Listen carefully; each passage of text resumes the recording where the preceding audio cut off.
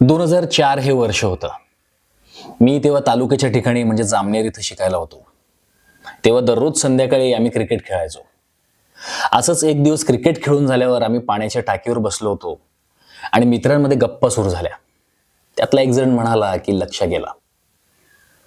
मी एकटाच त्यांच्या मध्ये बाहेरगावचा होतो, त्यामुळे मला असं वाटलं की त्यांच्या गावचा कोणीतरी लक्ष असेल. तोपर्यंत माझं नाटक किंवा सिनेमाशी तसा डायरेक्टली संबंध आला नव्हता, त्यामुळे तसा डायरेक्ट क्लू लागणं अशक्यच होतं. आणि त्यावेळेला मोबाईल नव्हते, त्यामुळे नेट व्हॉट्सअप याचाही काही प्रश्न नव्हता. मग त्यांच्या बोलण्यामध्ये हळूहळू थरथराट, झपाटलेला, भूताचा भाऊ वगैरे वगैरे अशा सिनेमांचे विषय येऊ लागले.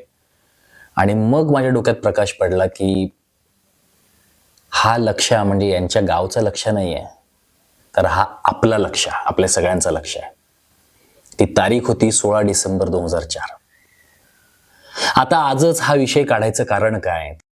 त्याचं कारण असं आहे की आज आहे 26 ऑक्टोबर आणि 26 ऑक्टोबर हा लक्ष्याचा म्हणजे लक्ष्मीकांत बेर्डे यांचा जन्मदिवस.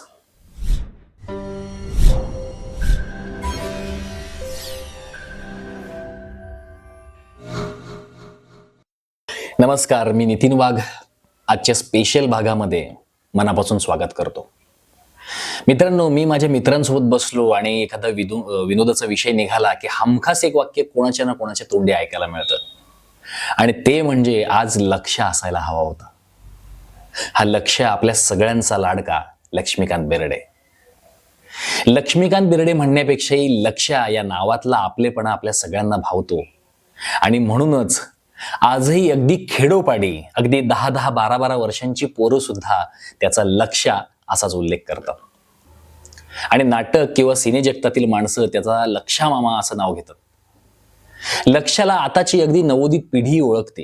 ही खरं तर त्याच्या कामाची पावती आहे. लक्ष्मीकांत बेर्डे आणि अशोक सराफ या जोडीनं संपूर्ण महाराष्ट्राला जितकं हसवलंय तितकं क्वचितच कोणी हसवलं असेल. या जोडीतला अफलातून कलाकार लक्ष्मीकांत बेर्डे यांचा आज जन्मदिन. 26 ऑक्टोबर 1954 रोजी त्यांचा जन्म मुंबईतल्या गिरगावात झाला.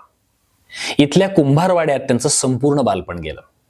घरची परिस्थिती तशी हलाखीची, त्यामुळे घराला आर्थिक हातभार लावण्यासाठी ते लहान असताना लॉटरीची तिकीटं विकायचे. लक्ष्मीकांत यांच्यावर त्यांच्या आईचा खूपच प्रभाव होता. घरात 18 दारिद्र्य असतानाही त्यांची आई सतत हसत आनंदात राहायची. गरिबीचा कोणताही बाऊ न करता आलेल्या अडचणींवर ती हसतमुखाने मात करायची. त्यामुळेच आपल्यातही हा गुण सहज आला असं लक्ष्मीकांत सांगायचे. बस कंडक्टरला रोजच पैसे मिळतात आणि तो ते सगळे घरी घेऊन जातो असं त्यांना लहानपणी वाटायचं. त्यामुळे आपणही मोठेपणी बस कंडक्टर व्हायचं असं त्यांनी ठरवलं होतं. गिरगावातील युनियन हायस्कूलमध्ये ते शिकले. पुढे त्यांनी भवन्स कॉलेजमधून बॅचलर ऑफ आर्ट्स ही पदवी घेतली. त्यांना लहानपणापासूनच नाटकाचं आकर्षण होतं. गणेशोत्सवात आपल्या आसपासच्या मंडळांमध्ये ते नेहमी सहभाग घ्यायचे आणि वेगवेगळ्या छोट्या मोठ्या भूमिका करायचे. त्यांनी काही बालनाट्यात सुद्धा काम केलं. कॉलेजला असताना त्यांच्यात नाटकाचं वेड आणखीनच भरलं. एकांकिका, नाटकं यात ते मनापासून सहभागी व्हायचे. पुढे मग मुंबईच्या साहित्य संघ या संस्थेत ते नोकरीला लागले. तिथल्या नाटकांच्या तालमी त्यांना जवळून पाहता यायच्या, आणि असंही म्हटलं जातं की तिथल्या नाटकांसाठी त्यांनी पडदा उघडायचं सुद्धा काम केलंय. नाटकाच्या मधल्या वेळेत ते बऱ्याचदा प्रेक्षकांमध्ये जाऊन बसायचे आणि प्रेक्षकांना कोणता विनोद आवडतो, नटाने रंगमंचावर काय केलं म्हणजे प्रेक्षकांना हसू येतं, याचा ते अभ्यास करायचे. या काळात त्यांनी लोकनाट्यात सुद्धा काम केलं. आता या साहित्य संघात नोकरी करत असतानाच त्यांना एकदा कमलाकर तोरणे यांच्या स्टुडिओकडून फोन आला. सिनेमात काम मिळेल याचा त्यांना आनंद झाला होता. तिथं गेल्यानंतर लक्ष्मीकांत करपे हे दुसरे एक अभिनेते तिथे आले होते. ज्या व्यक्तीने लक्ष्मीकांत यांना फोन केला होता त्यांना फक्त एवढंच सांगितलं गेलं होतं की लक्ष्मीकांत यांना बोलावून घ्या. मात्र लक्ष्मीकांत नेमके कोणते? आता आपले लक्ष्मीकांत ते नव्हते आणि अखेरीस त्यांची या प्रोजेक्टसाठी निवड झाली नाही. पुरुषोत्तम बेर्डे हे लक्ष्मीकांत यांचे चुलत बंधू. त्यांनाही नाटकाची खूपच आवड होती. त्यांनी आणि त्यांच्या काही इतर बेर्डे बंधूंनी भाऊ बेर्डे ही नाट्यसंस्था सुरू केली होती. त्या नाट्यसंस्थेमार्फत त्यांनी अनेक ठिकाणी एकांकिका आणि नाटकांचे शोज केले. हमाल दे धमाल हा या जोडीचा सुपरहिट सिनेमा. हा सिनेमा यायच्या काही वर्ष आधी, म्हणजे जेव्हा दोघांचाही संघर्षाचा काळ होता, तेव्हा हमाल दे धमालच्या गोष्टीवर पुरुषोत्तम यांना नाटक करायचं होतं. तेव्हा लक्ष्मीकांत यांनी त्यांना सांगितलं की नाटकापेक्षाही याचा उत्तम सिनेमा होऊ शकतो. त्यामुळे पुढे जेव्हा तू सिनेमाचा दिग्दर्शक होशील तेव्हा त्यावेळेच्या टॉपच्या अभिनेत्याला घेऊन तू सिनेमा कर. त्यामुळे हा नाटकाचा विषय तेव्हा मागे पडला. आता लक्ष्मीकांत बेर्डे आणि विजय कदम हे एकत्र काही शो करत असल्याने त्यांच्यातल्या केमिस्ट्रीला पुरुषोत्तम यांनी हेरलं होतं. त्यामुळेच या दोघांना घेऊन आपण नाटक करायचं असं त्यांनी ठरवलं. त्यासाठी तेव्हा त्यांनी नाटक लिहिलं, टूर टूर. हे नाटक लक्ष्मीकांत यांच्या आयुष्याला कलाटणी देणारं नाटक ठरलं. मराठी मनोरंजन सृष्टीला एकापेक्षा एक गुणी कलाकार देण्यात या नाटकाचा मोठं योगदान आहे.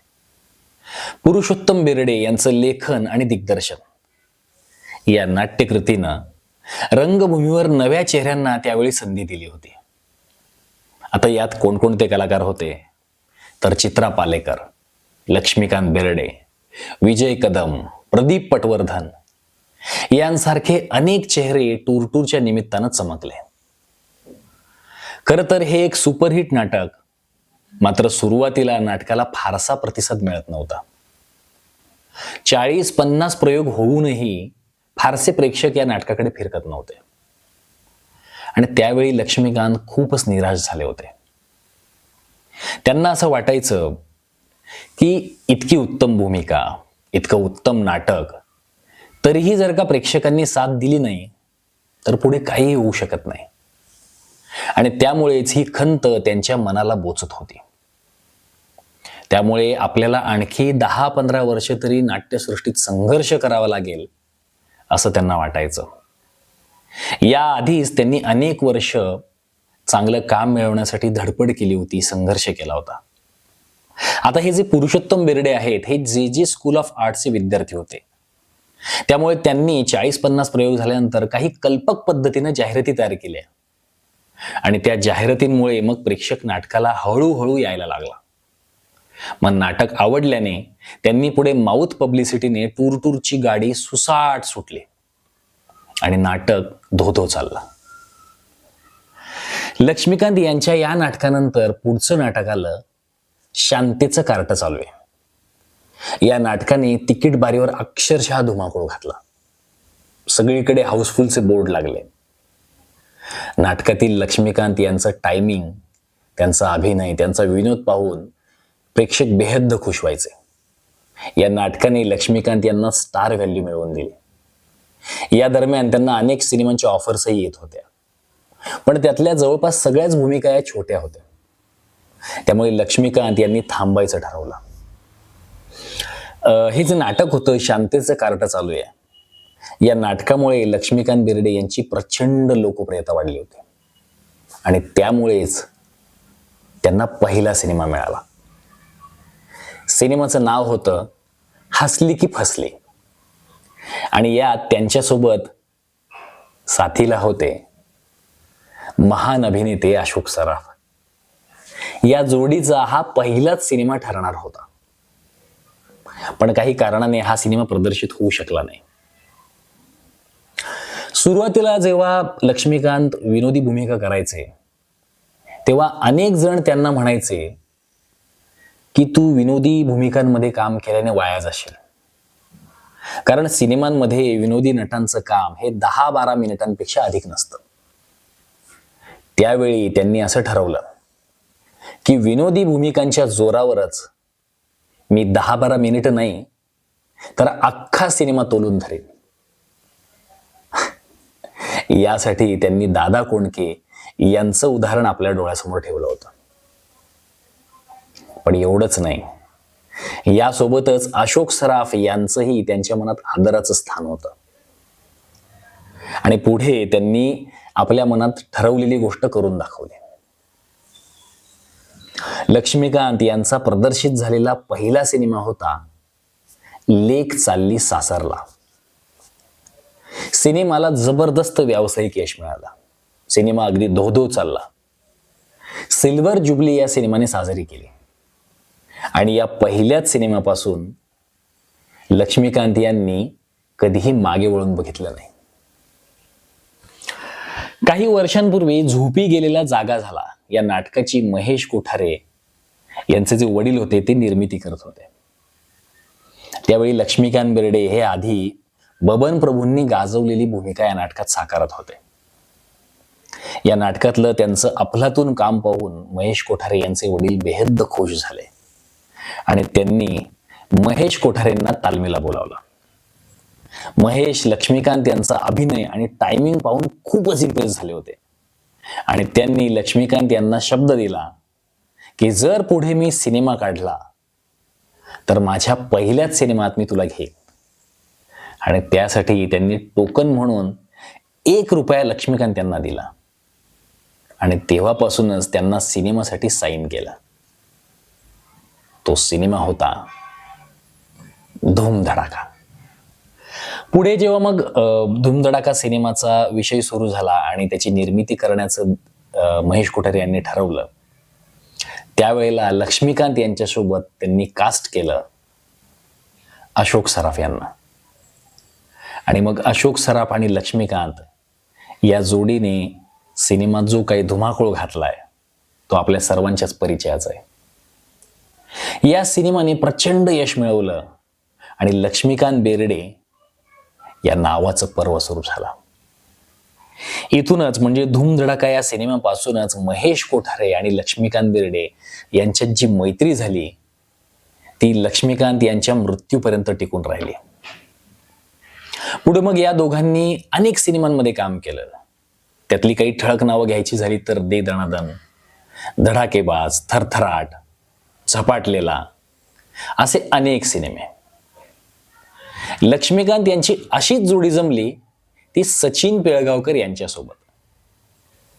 सचिन यांचा पहिलाच सिनेमा होता नवरी मिळे नवऱ्याला, जो प्रचंड मोठा हिट ठरला होता. तेव्हापासूनच लक्ष्मीकांत बेर्डे त्यांना म्हणायचे की तू मला तुझ्या सिनेमात का नाही घेत रे.